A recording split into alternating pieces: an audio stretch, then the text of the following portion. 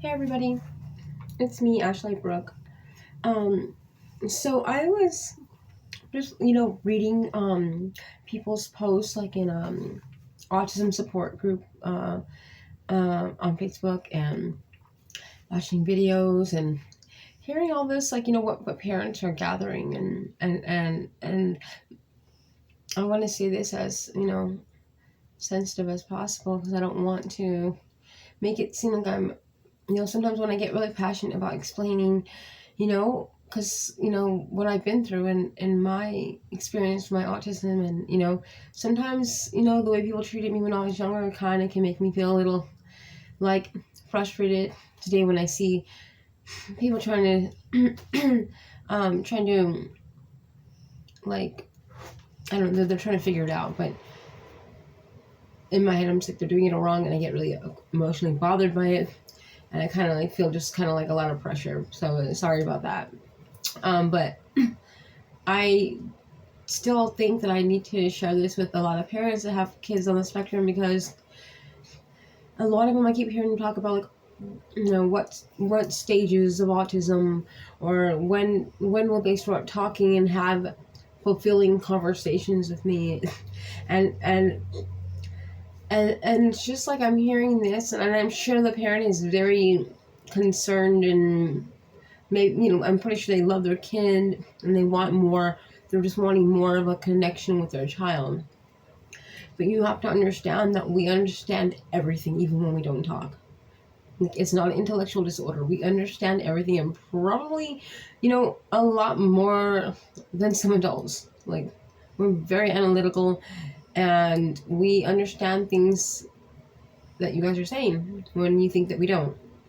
And hearing parents say like talking about us in in front of us, expressing your concerns and discussing what could it be or what's the diagnosis or what do you think we need to do about this, all that kind of language, all that linguistics. Think about it.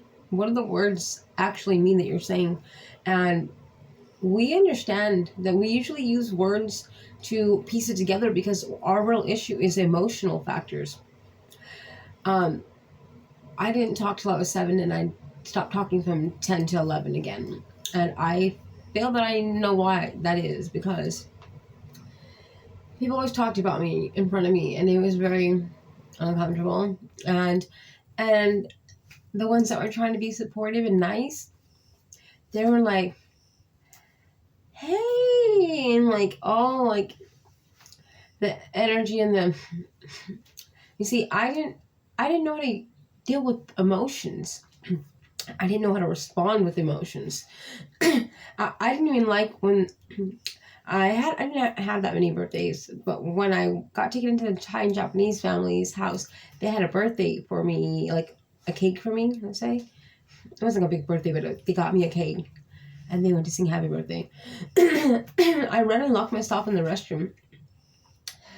And I was older already. I think I was like 17 or 16. I think I was 16. Something like that. And it wasn't that I didn't understand what they were doing. And it wasn't that I didn't like it or even that it was the sounds or the noise. It wasn't my sensory.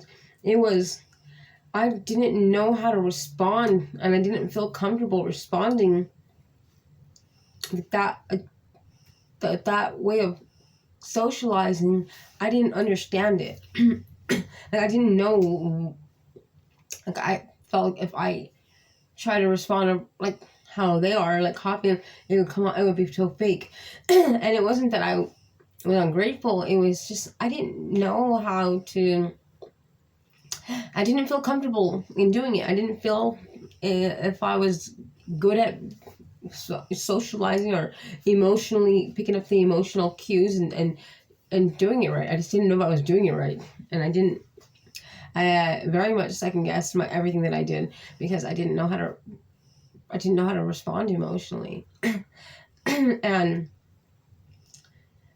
even like when I was younger, people would, now I've learned and I've had a lot of life experiences because I'm older now, I'm 38. But when I was younger, like, even when I see, like, my mom crying sometimes over, like, my dad being not there, in my head, I was just, didn't understand emotional, like, factors that played. I was just like, why are you crying? He left. He doesn't want to be here. Like, I didn't pick up on the fact that that may hurt my mom's feelings. I didn't understand. And it was just like, I thought I was being like helping her sort it out. You know, I was only working with the facts. I didn't understand how to deliver emotionally. and I noticed the emotions, but they made me feel awkward. Like, I didn't know, you know, like, and emotions can come in any form. It could have been anger. I was just like, oh God, like, I can't handle this. Like, I don't even know what to say. I'm just gonna hit them because I don't know how to respond to this situation. Just get away. And when someone's happy or excited, you know, enthusiastic, I was like, huh. And no matter what they asked me or what they said, even when I started speaking, I was just like, oh, yeah. I would walk away as quickly as I could. Super awkward.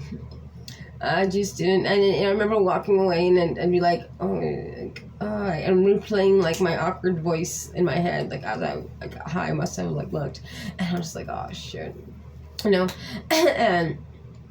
and then it always would tell me to go participate with cousins and stuff, and I was always like, I don't want to participate. I don't want to, like, they were doing, like, go-kart racing, they were doing, like, things that should have been, and my reason was, it wasn't that I didn't want to ride the go-kart, it looked kind of cool, I just didn't like it was just, I didn't know what to say, or how I should say it, or how my personality should be. Like, I didn't know how to have a personality. It was if that can, it's not entirely like I didn't have a personality.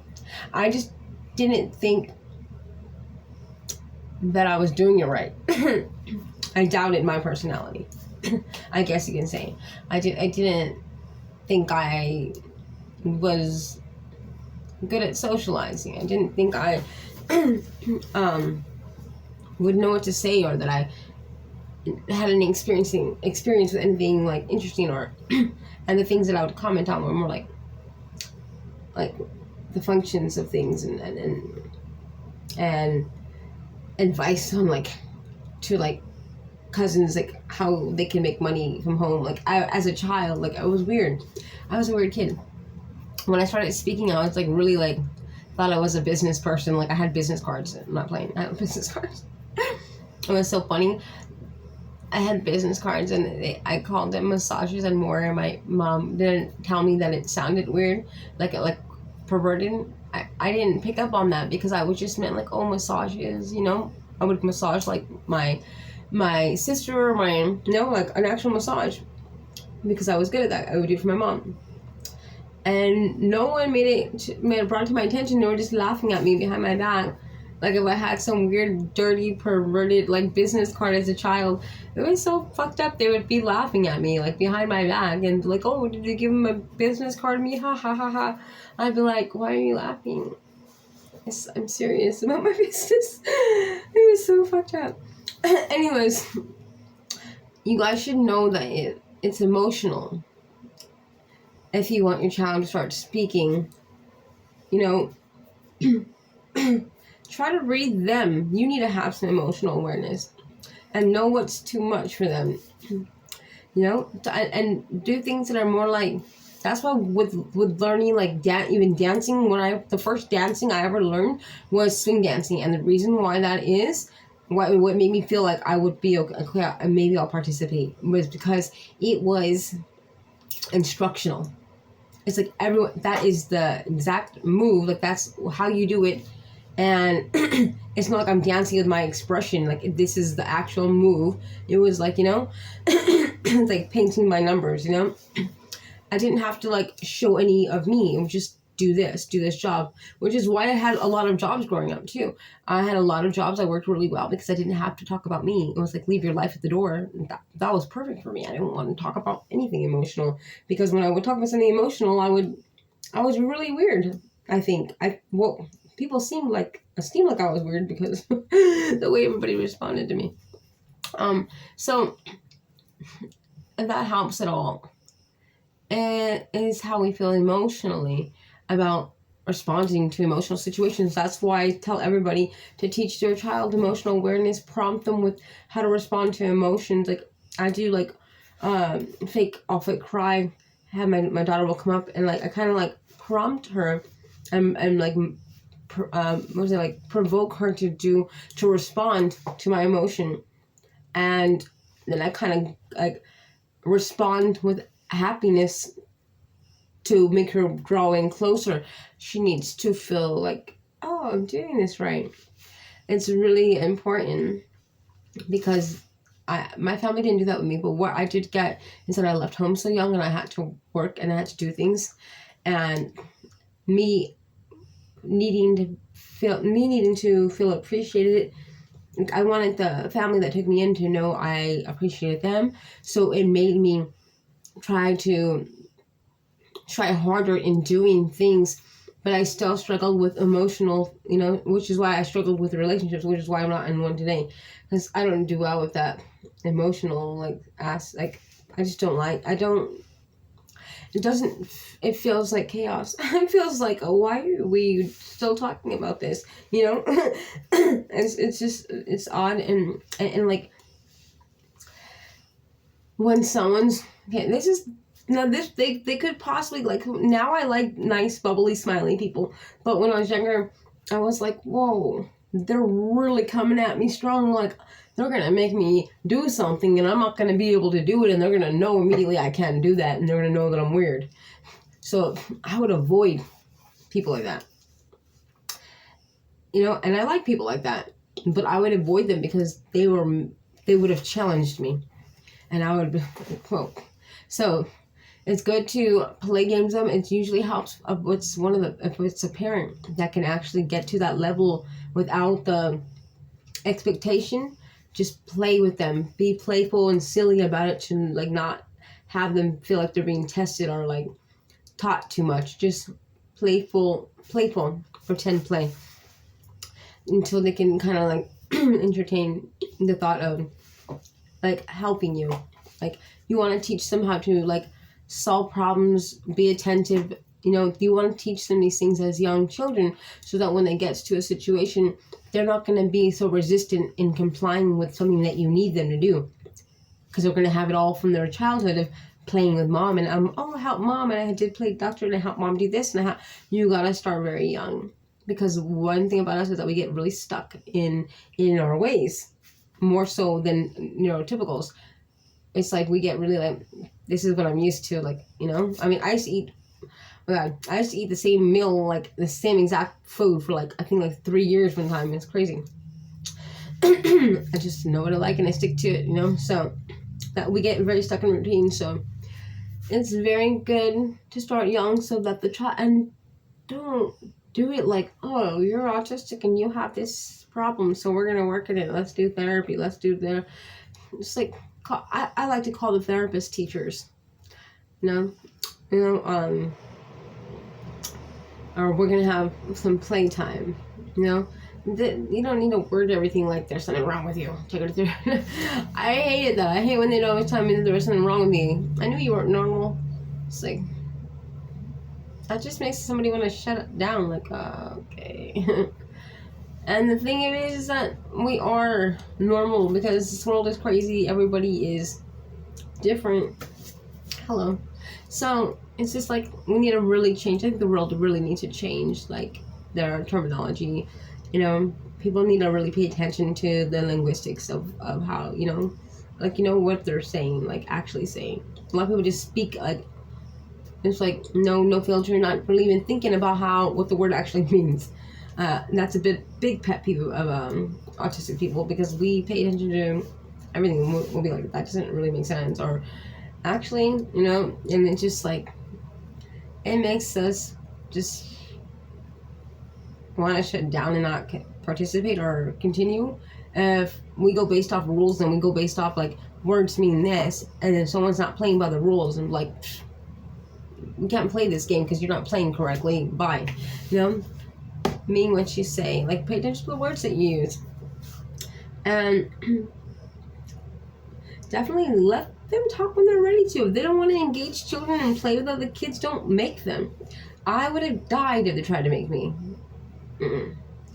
And don't make them eat food that they don't want to eat. A lot of us have texture issues, and that would make me angry enough. I would be pissed and rocking in my chair and hitting the damn table if they made me eat that, you know, like pig and all that crap when I was younger. Ugh. A lot of things are different about us. So if you have an autistic child, a lot of things are different about your child. Don't focus on it though. Just make sure the child's alive, smiling, you know, eating, they're okay. Quit trying to micromanage who they are and what they like and what they eat. It's like, it's too much. We're different. Accept it. You know, we accept that neurotypicals, you know, we accept that we've had parents that are neurotypicals, and a lot of times they don't make any sense, but we love them anyways, so we expect the same back, you know. I think it's time that everybody starts to accept, you know, differences, and quit trying to like tell me everything that's wrong about autism. Quit trying to tell me what behaviors are associated and linked to autism. Why don't you tell me the good things about myself? Because I really rather hear some compliments than some hateful, you know, stereotypical opinions that aren't even correct. And it's just discouraging, and it makes autistic people not feel very welcomed, and it kind of makes us feel like you guys really don't want to understand us. You want to control us. You want to change us to make us as much like you as possible. Just accept that we're different. Why can't we all just be different types of people? It makes the world more interesting. No, I don't know. I think that all you have to do is love your child. It should come naturally. You know, don't force them to be like anything that they're not. My son Ozzy doesn't talk yet. He still talks. I talk to and work with him, but at his own pace and at his own speed. I'm not going to go and make him do something he don't want to do. I'm not going to go and, you know, make my daughter do something just because they say that they should, like ABA therapy. That made my daughter very upset, and I understand exactly why.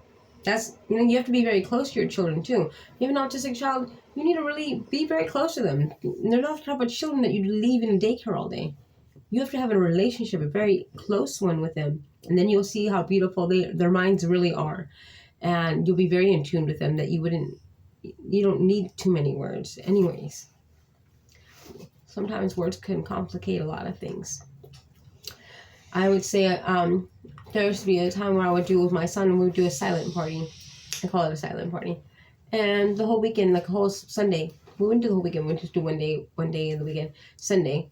And I wouldn't talk the entire Sunday, and we would just be quiet together. And our facial engaging and our expression in our face was like, it's very therapeutic and very awakening.